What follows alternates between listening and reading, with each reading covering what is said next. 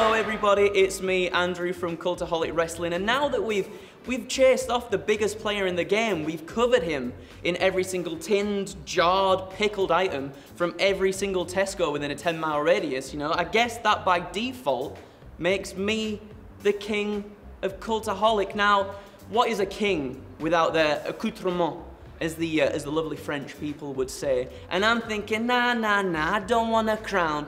I don't want a crown on this baldy head. I would like, though, just a nice, stickered Cultaholic title just draped straight over this shoulder. That would be very nice indeed.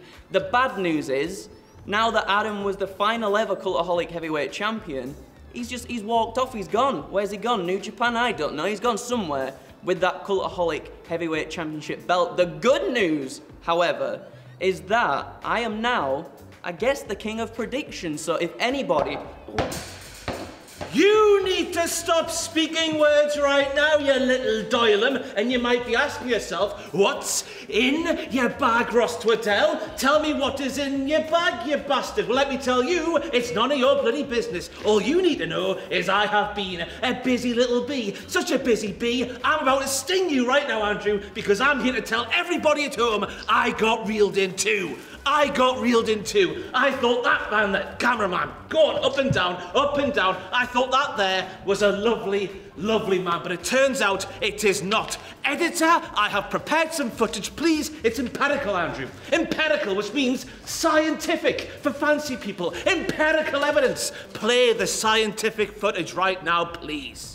It's the guy who wishes he worked for Triple Jump, but unfortunately he has to work for Cultaholic. It's Andrew Gary Hodges. It's the guy who applied at Cultaholic first, thinking he might be able to get a job at Triple Jump, and then applied for Triple Jump, but then Sam was like, "Nah, we're keeping him." So that's me. That's me, and I'm happy to be here, though, Ross. I'm happy to be here.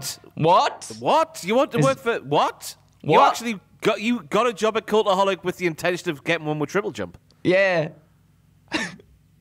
He starts small, right? And then get in there.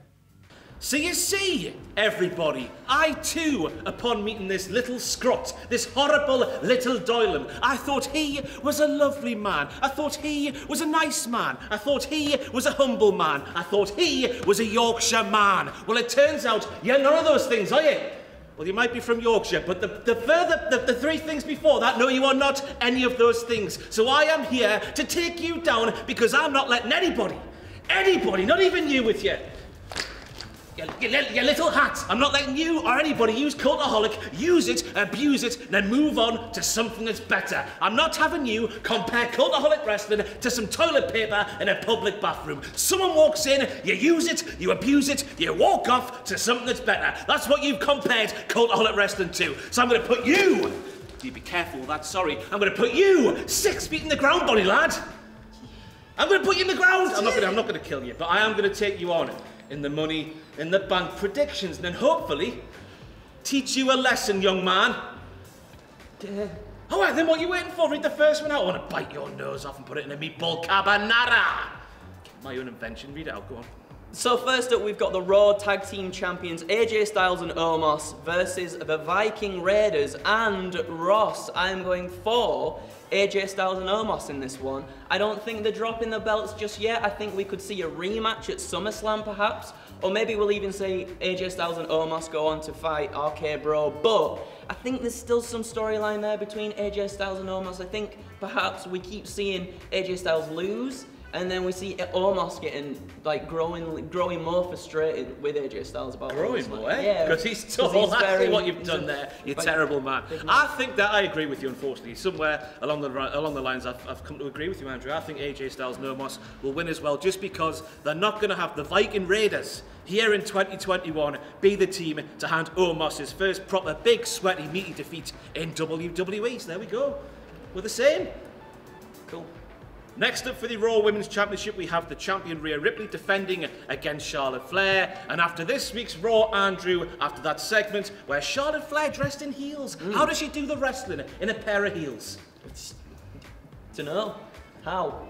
Good analysis there. I think she has got Rhea Ripley's number, and with SummerSlam apparently being the WrestleMania that WrestleMania 37 couldn't be because of COVID and rain and other things like that, SummerSlam being as big as it's going to be, Charlotte Flair walking into that event as the Raw Women's Championship, I think the company will do it. Do I agree with it? No, I do not, but I think they will do it. Andrew, who are you picking? I am going for Rhea Ripley. I think Rhea Ripley very much needs a definitive win against Charlotte Flair, and I think finally, in front of a crowd, I think this is the place that she does it. And then, speculation, if you haven't watched the Pictures video yet, go on over and watch that, because I think at the end of this one, Ross, I think a bigger whoa, echo in that, Becky Lynch is going to come back, and that is going to be who Rhea Ripley challenges at SummerSlam.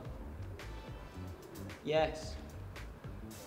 Next up, we have the Women's Money in the Bank ladder match. We have Zelina Vega, Nikki Ash, Alexa Bliss, Natalya, Liv Morgan, Asuka, Naomi, and someone to be announced. Ooh, and Ross. That was a flappy bird, that, like. A very flappy bird. But Ross, let me tell you something that I'm not flapping about, because I'm feeling confident about this one.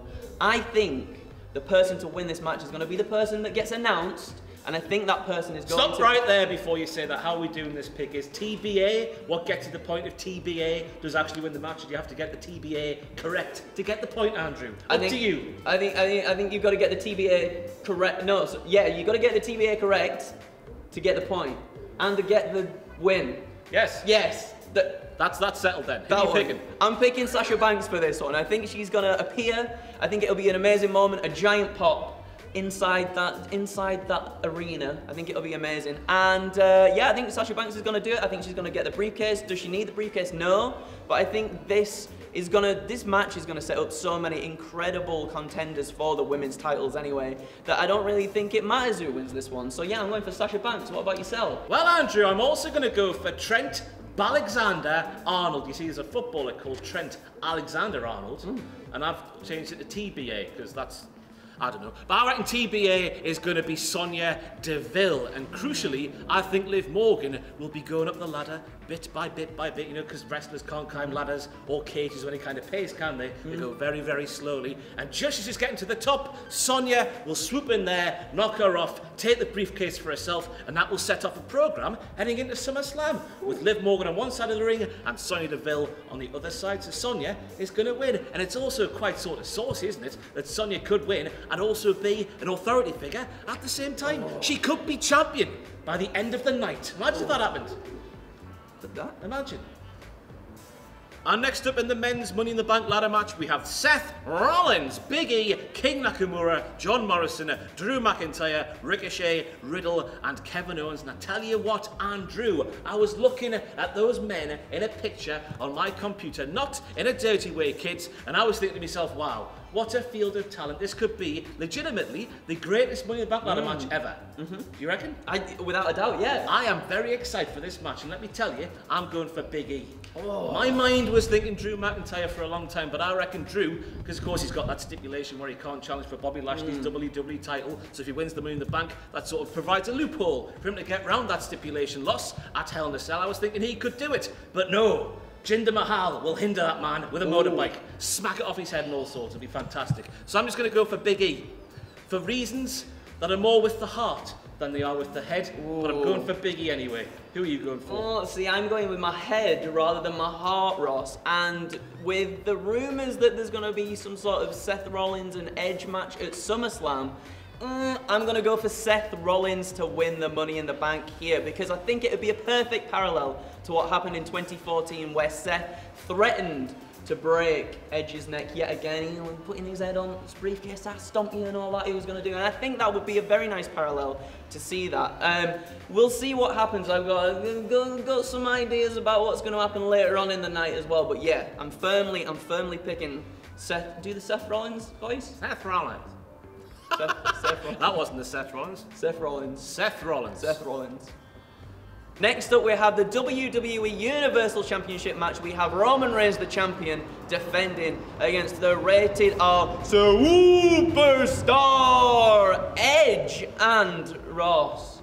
Am I being very outlandish when I say this?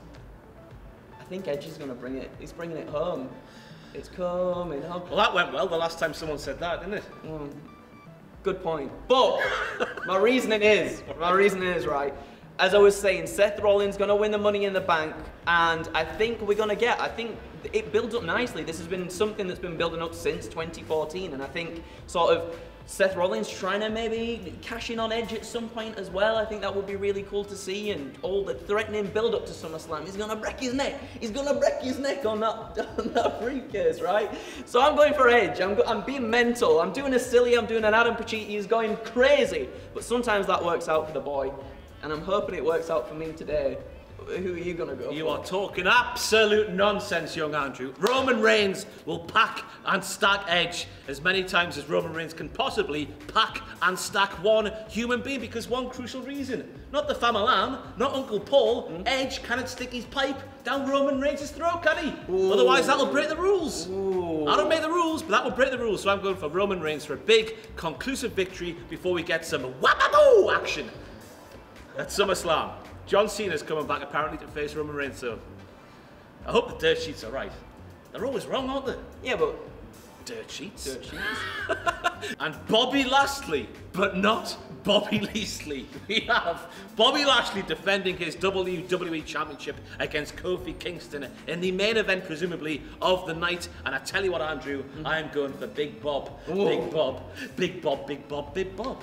Big Bob. Big Bob. Big Bob, Big Bob, Big Bob. I don't know what it is, but Kofi Mania is not alive for me this time around. And after what happened on Raw with Xavier Woods rolling up Big Bob and then making Big Bob angry.